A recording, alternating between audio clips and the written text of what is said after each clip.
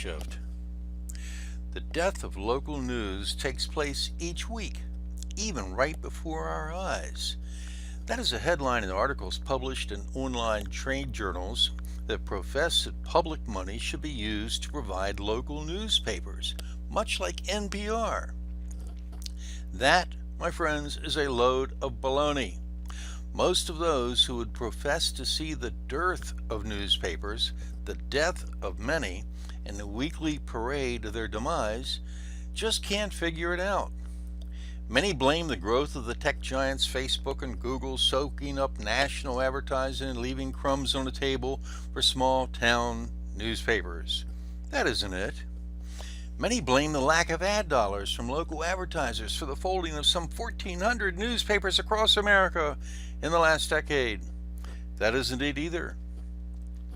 Pompous online media analysts, think tanks like Neiman Labs from Harvard, don't have a clue. Many of their articles always blame the big corporate owners who have bought up and ravaged newspapers of their real estate assets while stripping out the newsroom of staff as the problem.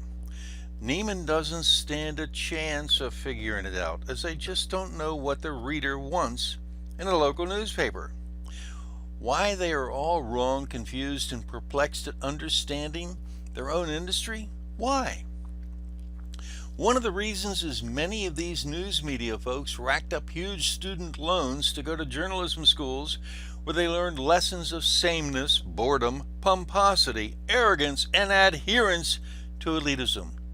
They'll be the first to preach global warming, and if you refuse to accept their arguments, they'll condemn you to re-education camps, such as have been operated by totalitarian regimes in history. What these fine journalists never learned is to satisfy the desire of people to know what's really going on in their communities. People want to know where the emergency sirens were going last night. Police agencies across America have taken the self-serving action to encrypt their emergency channels so the public can't hear of a home invasion taking place down the street from them. Cop officials claim that is for officer safety, which is a bogus argument. Police agencies have always had encrypted channels to use for sensitive situations such as a drug raid or a barricade. The encryption trend has been simply to deny accountability to the public, and at the same time is actually dangerous.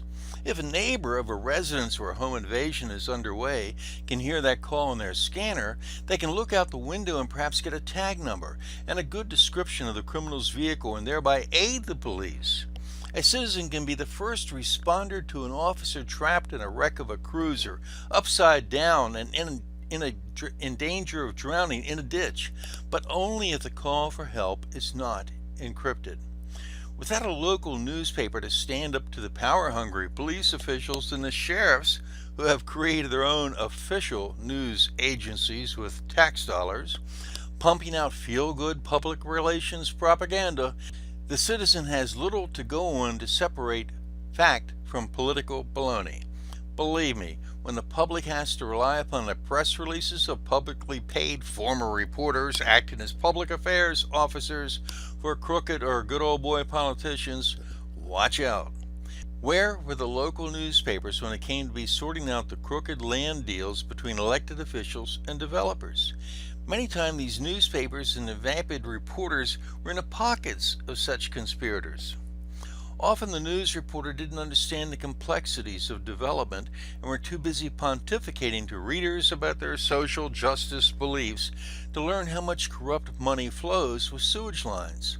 They didn't know how to equate road deals paid for by taxpayers lining the pockets of developers who would slide money in a myriad of ways to politicians who arrange those deals.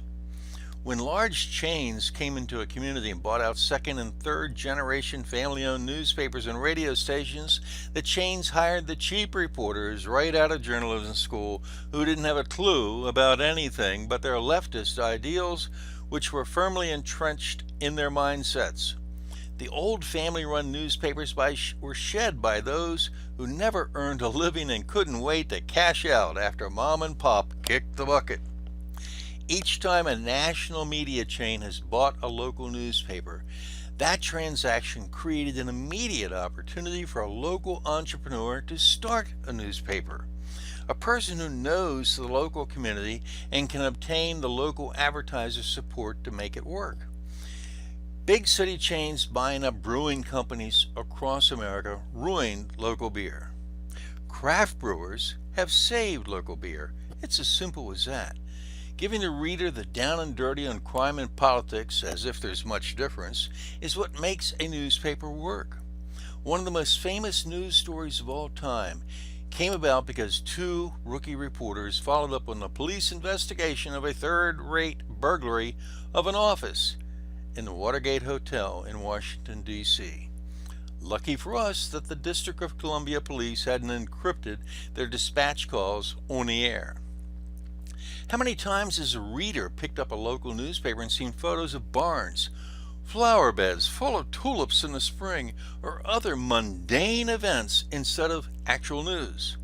I have a policy in place for the last 29 years that there will never be a photo in a barn on the front page unless the damn thing's on fire or has a small plane sticking out the side of it.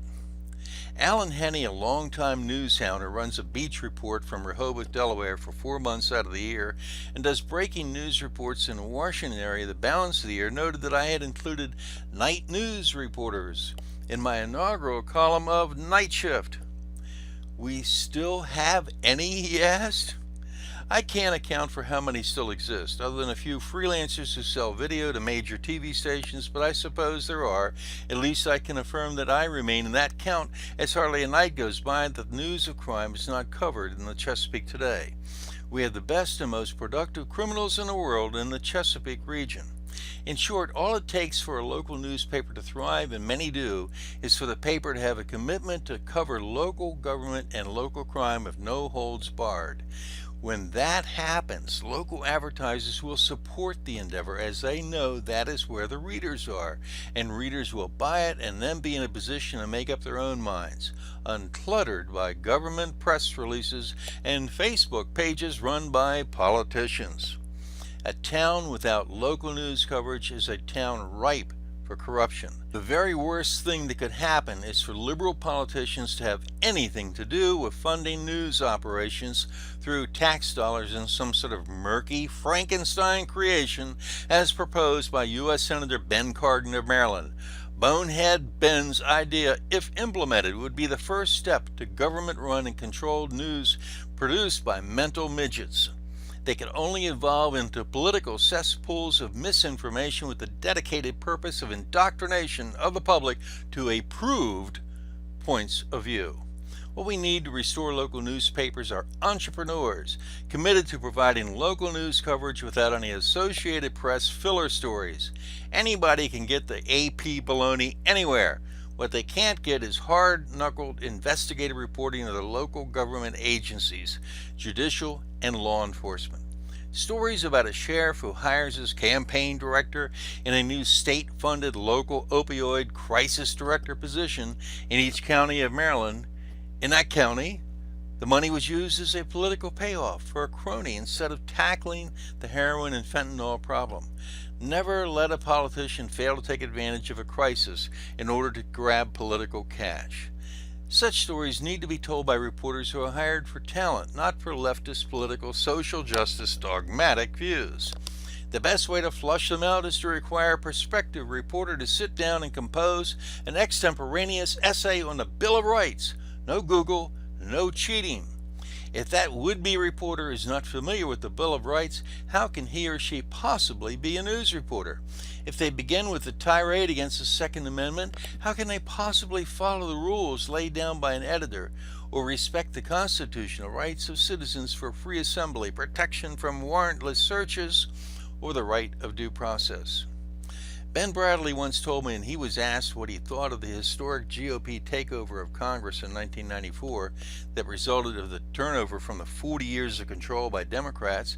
He said that would be any reporter worth his salt would fill his lunch pail each day. That is true today. I was told by a great TV news director in D.C. that an 8-minute column in Night Shift was too long, and that view might be correct in the confines of television. However, making an argument that is worthwhile sometimes just takes longer, and that's why this one might be at least 10 minutes. Thanks for joining Night Shift, and we'll see you next time.